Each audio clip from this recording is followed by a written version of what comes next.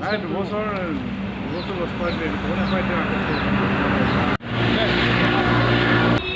কাৰ্বি আংলং জিলা অধিৱেশনৰ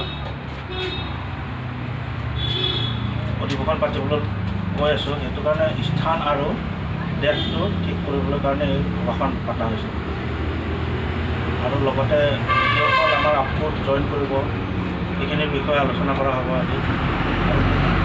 আৰু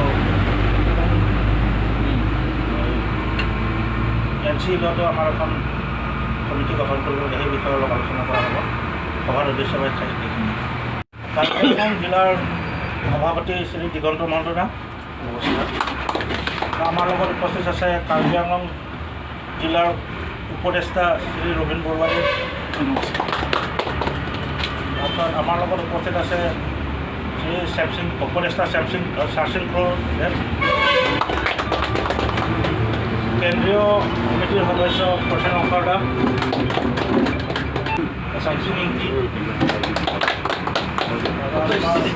নেত্ৰকমল শৰ্মা নমস্কাৰ, আছে পংকজ ডেকা,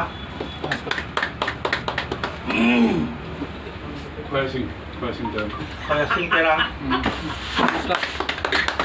ধৰ্মেন্দ্ৰ দা, আপপুৰ আমাৰ যিখন অধিৱেশন বাৰ্ষিক অধিৱেশনখন আমি প্ৰতি বছৰে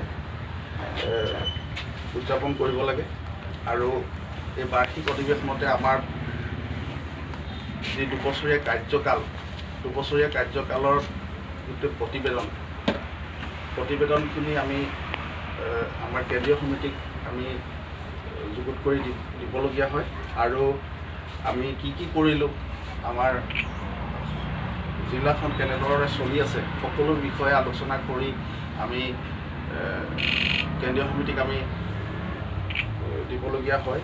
তাৰ এতিয়া কেন্দ্ৰীয় সমিতিৰ যি অধিৱেশন জানুৱাৰী মাহৰ 10-11 তাৰিখে ঢেকীয়াজুলিত এইবাৰ অনুষ্ঠিত কৰিছে আৰু আমাৰ দুবছৰ কাৰ্যকাল ইতিমধ্যে সমাপ্ত হৈছে। পৰৱৰ্তী আমাৰ জিলাখনৰ নতুন সমিতি গঠন কৰা হ'ব আৰু সেই অধিৱেশনতে আমি আমাৰ গোটেইখিনি আমি কাম কৰিবলৈ থাকিব। সেইবাবে সকলো বিষয় সামৰি আলোচনাখিনি কৰিবৰ বাবে মই আপোনালোকৰ পৰা কিছু পৰামৰ্শ আহ্বান কৰিছোঁ। পূৰ্বতে আমি খুব সুন্দৰভাৱে সহযোগ কৰিছিলোঁ। কাৰ্বি আংলঙৰ এটা ৰেকৰ্ডে হৈ গৈছিল। গুৱাহাটীতে মানে ৰাষ্ট্ৰীয় প্ৰেছ দিৱসতে হওক বা অধিৱেশনবিলাকতে হওক কাৰ্বি আংলঙৰ পৰাই মানে সৰহভাগ আমি প্ৰতিনিধি গৈছিলোঁ। গতিকে সেই মৰ্যাদাটো এইবাৰো আমি অটুট ৰাখিব লাগিব। আমাৰ জিলাৰ পৰা আমি সৰহসংখ্যক সদস্য যাবলৈ চেষ্টা কৰিব লাগিব। গতিকে এই কেন্দ্ৰীয় অধিৱেশনৰ আগে আমাৰ সকলোৱে জ্ঞাত, আমি সকলোৱে জানো যিকোনো অনুষ্ঠানত মানে কিছুমান নীতি নিয়ম থাকে। প্ৰথমতে শাখাবিলাক হয়, তাৰপিছতে জিলাবিলাক আৰু তাৰপিছতে কেন্দ্ৰীয়ভাৱে হয়। আমাৰ যিহেতু শাখা নাই, আমাৰ জিলাই আমাৰ শাখা।